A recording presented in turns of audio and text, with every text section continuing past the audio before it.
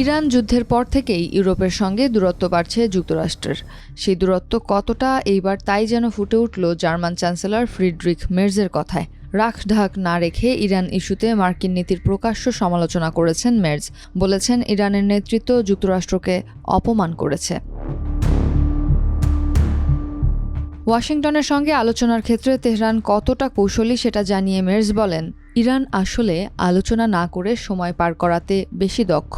তারা আমেরিকানদের ইসলামাবাদ পর্যন্ত নিয়ে যায়, তারপর কোনো ফল ছাড়াই ফিরিয়ে দেয়। একটি পুরো জাতিকে ইরানের নেতৃত্ব অপমান করেছে। আমি আশা করি এই পরিস্থিতি দ্রুত শেষ হবে। সম্প্রতি ইউরোপ ও ন্যাটোর মিত্রদের সঙ্গে দূরত্ব বাড়ছিল যুক্তরাষ্ট্রের।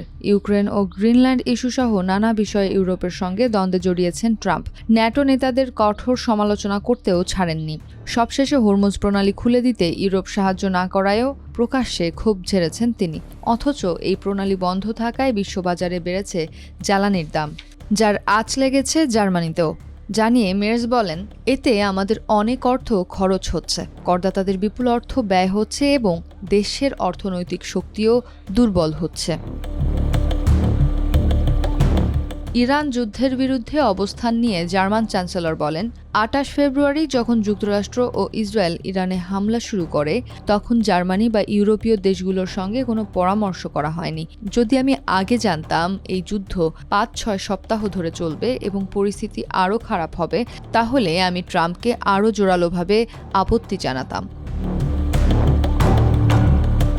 ইরান যুদ্ধে যে লেজে গবরে অবস্থা যুক্তরাষ্ট্রের, তা নিয়ে দেশটির অতীত যুদ্ধের ইতিহাস নিয়ে টিপ্পনি কাটতেও ছাড়েননি মের্জ। বলেছেন, এই ধরনের সংঘাতের সমস্যা হলো এতে শুধু জড়িয়ে পড়াটাই শেষ কথা নয়, এখান থেকে আবার বেরিয়েও আসতে হয়। অত্যন্ত বেদনাদায়ক হলেও সত্য, আমরা ২০ বছর ধরে আফগানিস্তানে এমনটাই দেখেছি। ইরাকের ক্ষেত্রেও আমরা একই চিত্র দেখতে পাই। এদিকে ইরান ওয়াশিংটনের সঙ্গে আলোচনায় রাজি না হওয়ায় এবং মার্কিন প্রতিনিধি দলের পাকিস্তান সফর বাতিল হওয়ায় শান্তি আলোচনার সম্ভাবনাও অনেকটা থমকে আছে, জানিয়ে চিন্তিত মের্জ। কেননা এই সংঘাতের কারণে বড় অর্থনৈতিক ক্ষতির মুখে পড়েছে দেশটি।